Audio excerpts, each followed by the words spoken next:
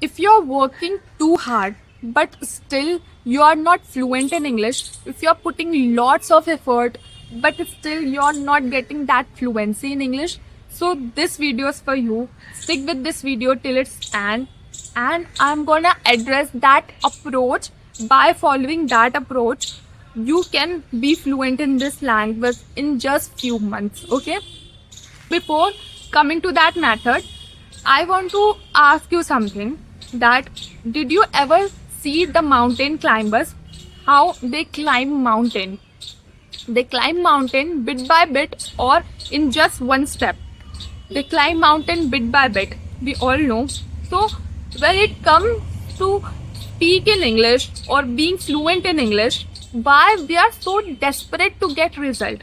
We just practice 1 month, 2 months, and then we think we are not getting fluent, and we get frustrated and all. So why we do these things, yaar? It takes time. I've been practicing since a very long time, and now I got this level of English speaking. I know I'm not that much fluent, but I'm little bit fluent in this language. I'm little bit I became a person who can speak in front of anyone. So you should also give some time to learn this language. Don't be too much desperate about it, okay? But if you have already given 2 and 3 months to this language, so here you need to change your approach of learning this language, because lots of people, I've seen lots of people applying wrong approach and all, and then they couldn't be fluent, and then they think the language is too hard and all. It's not like that. Let's talk about that approach. So I'll give you example. There's a word in English, supercalifragilisticexpialidocious, and the synonym of this word is excellent. So what we do initially, that instead of learning the word excellent, instead of using the word excellent, we try to use the word supercalifragilisticexpialidocious. We are trying to impose unnecessary pressure on our head for learning new words. You know what we do often at our starting, that we write down lots of words, lots of vocabulary in our notebook, and then we shut it down.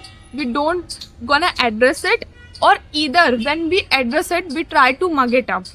And by doing this, we impose lots of pressure on our head. And this is the big mistakes what we all do while learning this language. And this is the reason why you are not fluent in this language yet.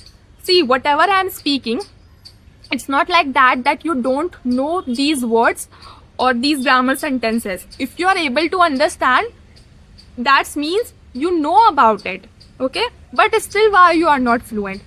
You are not fluent just because you are not focusing, you are not paying attention to this side. You know what? We often try to learn hard words instead of paying attention to those words what we already know. See, we know Hindi very well. My native language is Hindi, and I'm very fluent in this language. But tell me that even in your native language, how many words you know? You just know those words what you daily use, okay? Otherwise, there's lots of words in your native language. Do you know about it? No.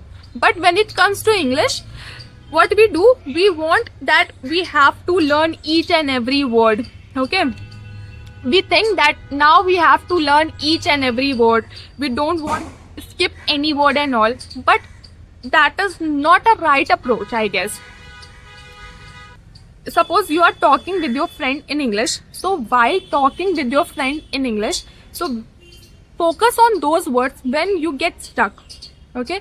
Just try to search those words, the meaning of those words, and write it down, those words in your notebook, rather than writing lots of words which which mess your mind, जो तुम्हारा दिमाग खराब कर दे. I hope you got some value with this video. We will meet in the next video. Till then, take care, and please keep your journey simple rather than making it complicated. Or please like, subscribe and share this video. I really need your support. Till then, take care. Bye.